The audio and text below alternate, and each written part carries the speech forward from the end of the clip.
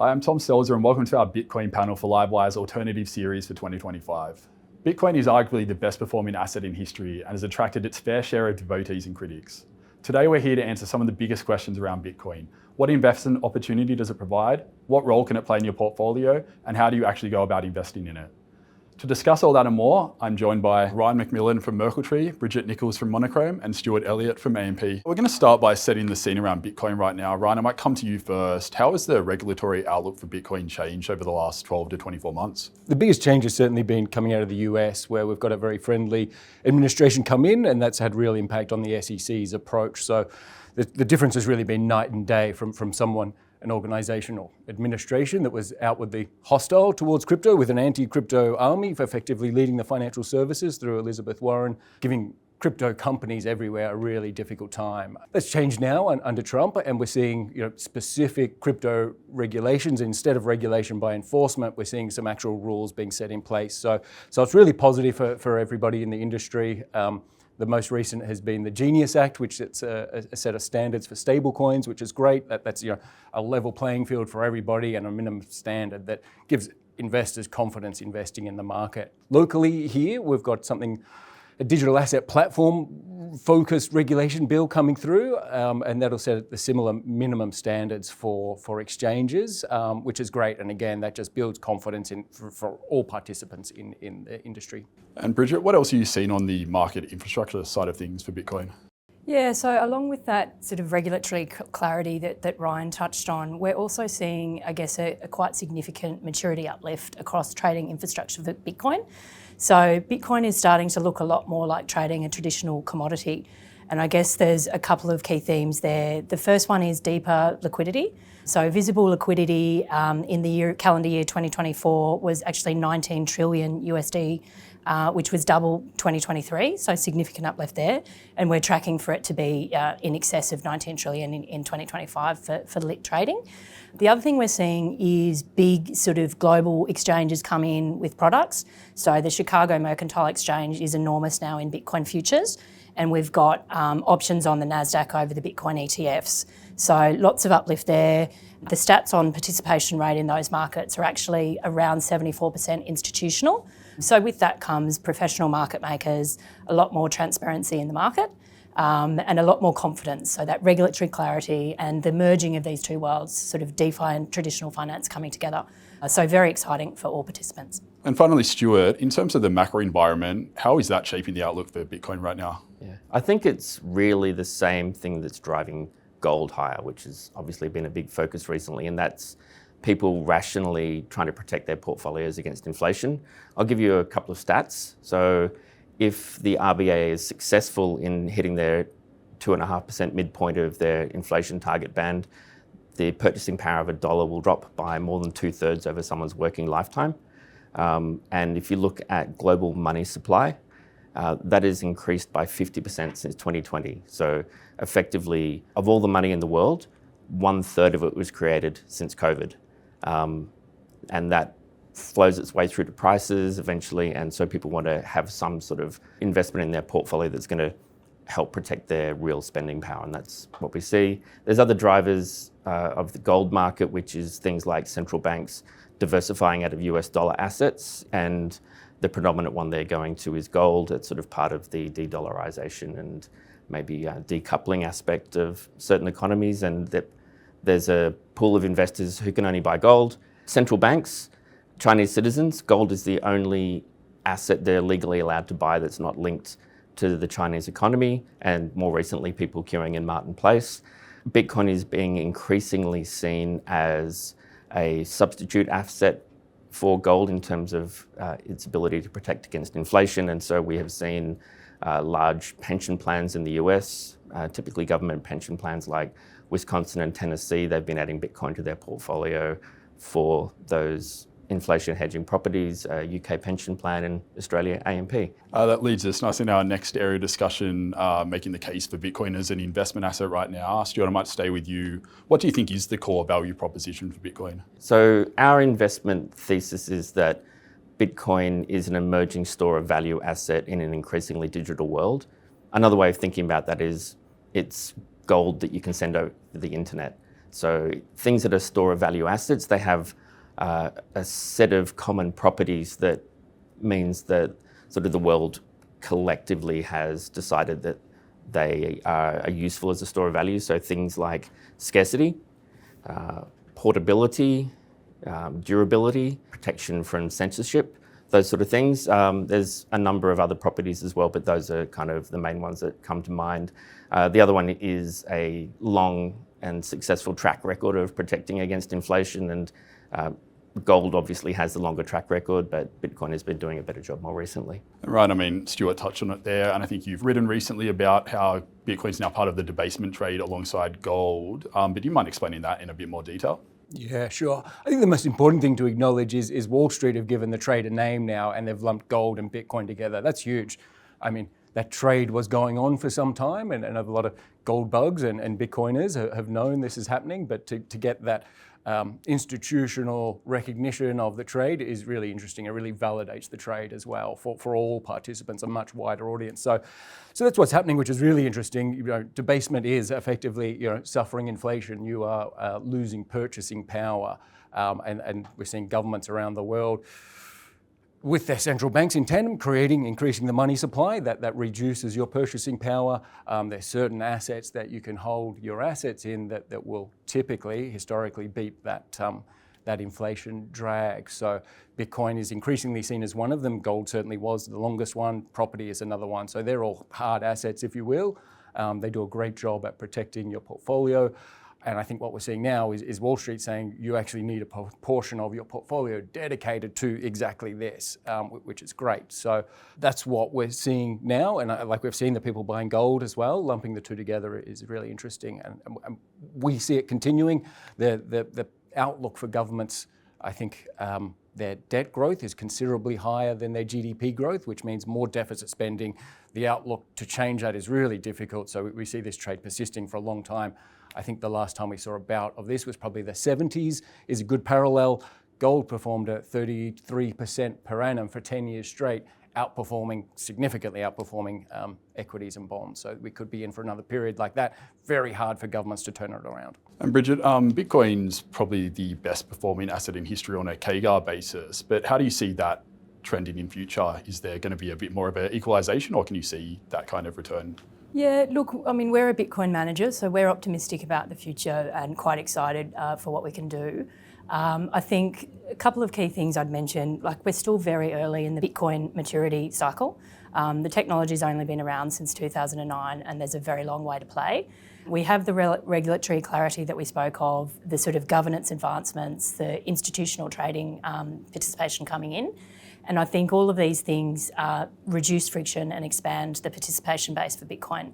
And when that happens, there's, I guess, a finite supply of 21 million Bitcoin, and there's a supply-demand pressure. And as we know, in that kind of circumstance, it would generally favour long-term pricing appreciation. So yeah, we think there's a long way to play with Bitcoin, and we're excited about where it can go. We might move on to some of the risks and maybe some of the misconceptions around Bitcoin. Ryan, I might come to you first. Obviously, Bitcoin's infamous for its volatility. Do you think that's justified, and maybe do you think that's changing? Yeah, it certainly was justified. This was a really high volatility asset for most of its history. Recently, the last 3-4 years, even 2 years more likely, we've seen volatility really come down and be quite comparable with Mag 7 stocks. So yes, that's volatile, but that's where all the returns have been as well. And comparing volatility by itself is not how you do investing. You need to have a look at the returns as well. And you can look at a Sharpe ratio or a Sortino, and Bitcoin's risk-adjusted return profile using either of those ratios has been outstanding. Over 2 for a Sharpe for most of its life, and back above 1 now after a little dip following the 2022 and COVID sort of period. And two of the other probably big question marks over Bitcoin are around its utility and also its security. Bridget, what are your thoughts on those? Yeah, look, they are two things that come up a lot in investor conversations. So I guess taking them in turn, utility, so as Stuart sort of explained, unlike some of the other cryptocurrencies that are available in the market, the use case and the utility of Bitcoin is quite simple, and that is to be digital money in a settlement layer. So it's not trying to do anything more than that. And I guess our view is it's a superior store of value in this emerging digital economy that Stuart mentioned. And Stuart, just in terms of some of the risks facing Bitcoin, what do you think are the major risks and maybe some of the ones that are a bit over-egged at the moment? Sure. As Ryan mentioned, it has a reputation for being volatile. Not actually the most volatile thing we trade, but it's up there, and the way that we trade it is in a way that tries to take out some of that volatility as well. So we're trying to participate on the upside and get out of the way on the downside. There is the risk that the doomers are right and the price ultimately goes to zero. That's not our thesis, obviously, but the way at least I protect against that personally is I hold roughly equal dollar values of gold and Bitcoin. They both serve the same purpose. If Bitcoin does eventually go to zero, gold will be a great beneficiary of that. But if, as we forecast, Bitcoin actually gains a greater and greater share of the store of value market, that will actually potentially pull money out of gold. So you might see some of the recent gains unwound in that kind of event. There is a very, very small but non-zero risk of a custodian getting hacked. We don't think that's the case. We've done operational due diligence on them and we're very confident in the way that they operate. And then the over-egged one is quantum computing is going to hack everyone's Bitcoin wallet. If and when quantum computing finally does become a successful thing that can achieve that, is that really the first thing they're going to use it for? They're not going to probably try to cure cancer first, maybe. And also there's so many other risks as well. So every single thing in which you have a password, your bank account, your work login, that's also vulnerable to quantum computing. So we'll have to move to some kind of other security methodology, and that is probably going to be something like post-quantum cryptography. And for Bitcoin to become immune to quantum computing, all that needs to happen, is for the majority of validators to agree to move from the current encryption algorithm to something which is post-quantum, and then that problem just goes away. And you'd have to imagine they'd be incentivized to do that. I think the only other thing to add on security is Bitcoin is secured by military-grade encryption, and to date, it's never been hacked. So the problems where people lose Bitcoin really eventuate from three main things. One is a lack of professionalism in the sort of issuing of the private key. The second one is losing the private key. And the third one is storing the private key in such a way that its details become visible. So those three things are user issues, and they're not to do with technology security. Don't email yourself your private key. I might come back to you, Stuart, actually. What's the general feeling from financial advisors towards Bitcoin, and maybe what are some of the big challenges there? The feedback we're getting is there is a lot of demand from clients and their advisors to be able to access Bitcoin in their portfolio. But what they're finding is that they don't believe that their professional indemnity insurance will actually cover that if they advise and put it in the portfolio. We've done some investigation on that, so we've spoken to a PI insurance broker, and the read that we got from that was many of the insurers actually will insure Bitcoin in an advised portfolio as long as they following sort of a sensible approach. So that is things like actually doing some research, writing a paper for the investment committee that details the risks and advises what would be an appropriate allocation depending upon someone's risk profile. So not financial advice, but it could be like up to 10% for the most aggressive investors, up to 5% for, say, balanced investors.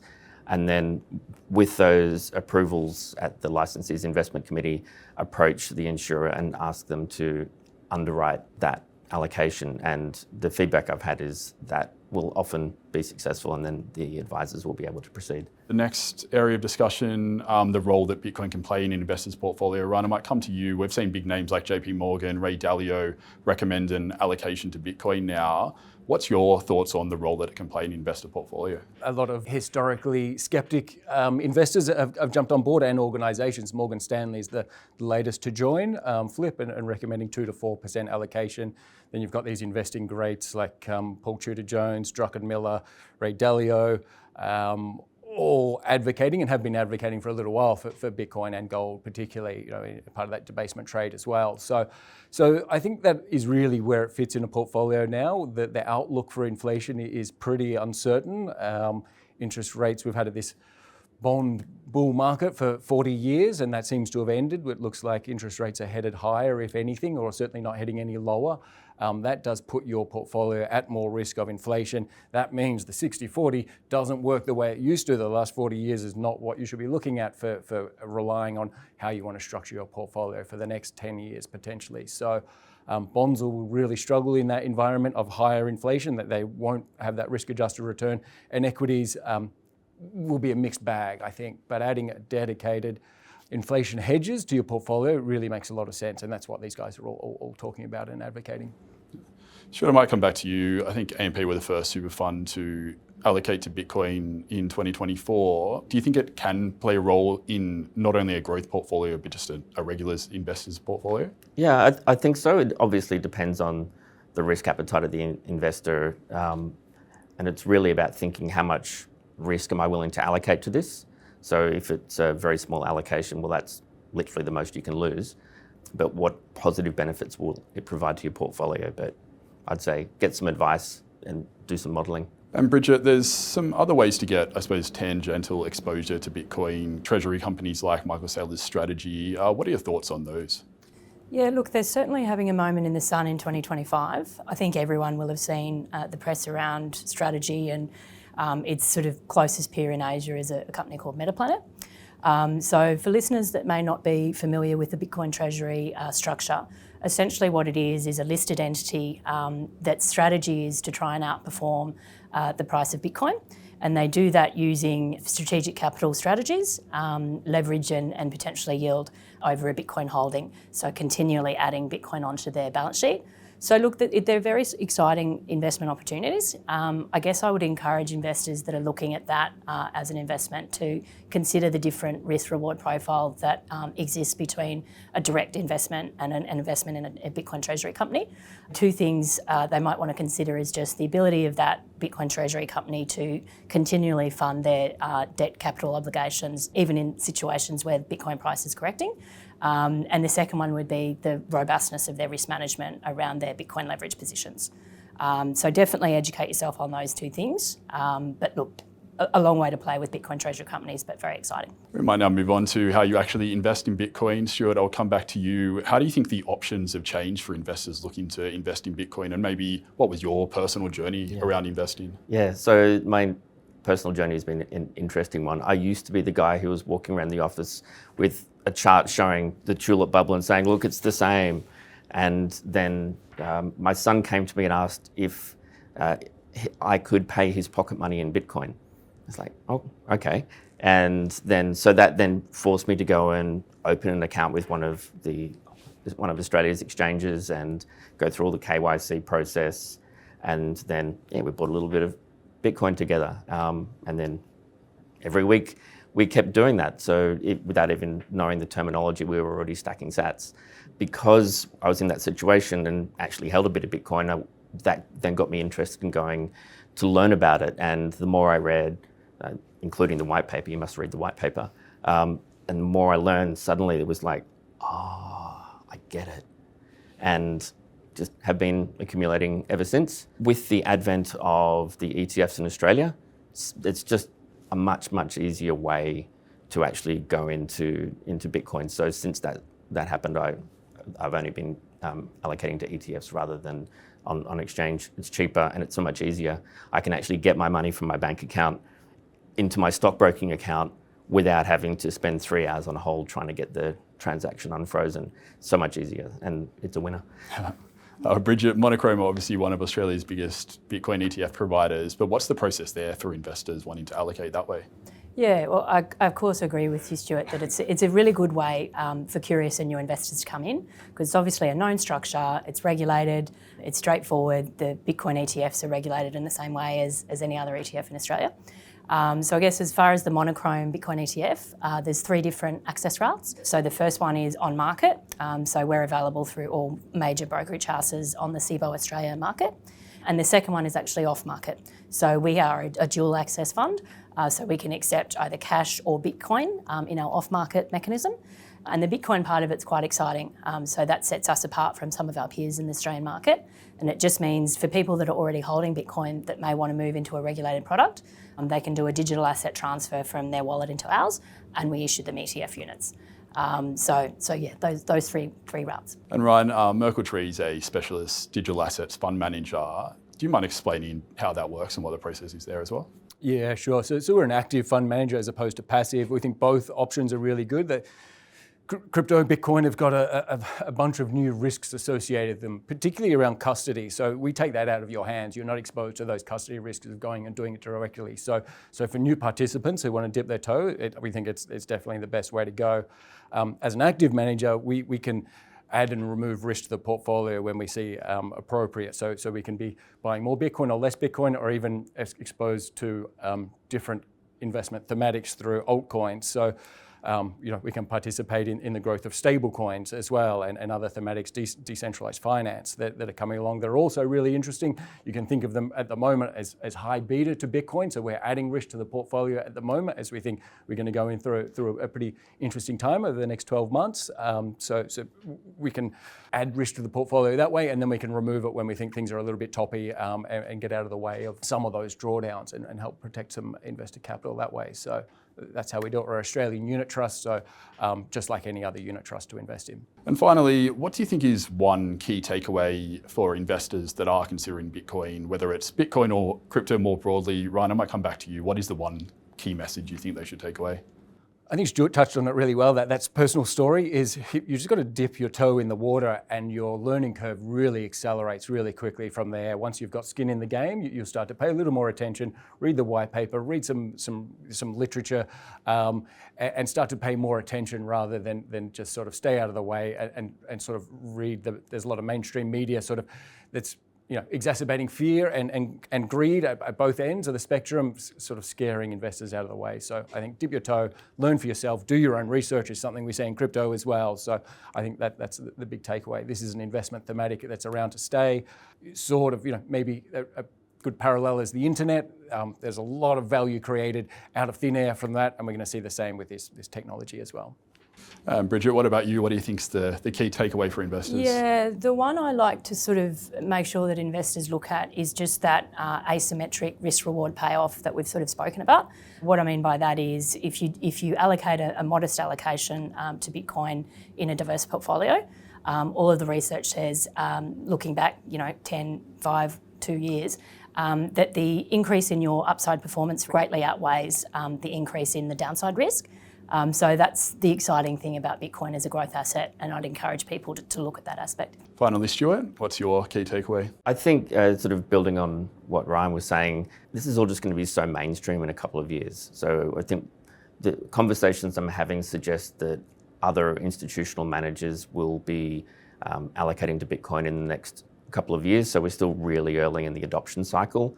2 years from now, when you open your bank app, you'll have all of your normal things, your mortgage, your savings account, your offset account, but also your stablecoin wallet, your Bitcoin wallet, and whatever else is there. So I think it's just going to become part of the mainstream. But sort of most importantly, just get off zero and do some research.